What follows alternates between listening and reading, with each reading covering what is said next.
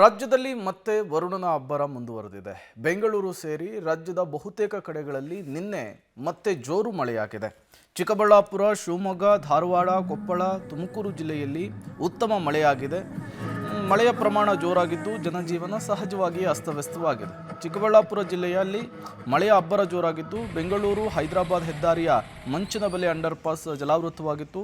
ತುಮಕೂರಿನಲ್ಲಿಯೂ ಕೂಡ ಮಳೆ ಆರ್ಭಟಿಸಿದ್ದು ಗುಬ್ಬಿ, ಚಿಕ್ಕನಾಯಕನಹಳ್ಳಿ, ತಿಪಟೂರು, ಕೊರಟಗೆರೆ, ಮಧುಗಿರಿ, ಕುಣಿಗಲ್ಲು, ತುರುವೇಕೆರೆ, ಶಿರಾ, ಪಾವಗಡದಲ್ಲಿ ಉತ್ತಮ ಮಳೆಯಾಗಿದೆ.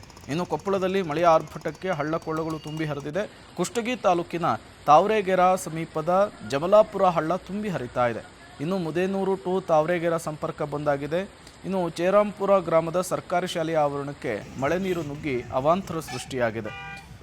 ಸಾಸ್ವಿಹಳ್ಳಿ ಗ್ರಾಮದಲ್ಲಿ ಮಳೆಗೆ ಬೈಕ್ ಸಿಲುಕಿ ವಾಹನ ಸವಾರರು ಪರದಾಟ ಅನುಭವಿಸಬೇಕಾದಂತಹ ಪರಿಸ್ಥಿತಿ ನಿರ್ಮಾಣವಾಗಿತ್ತು.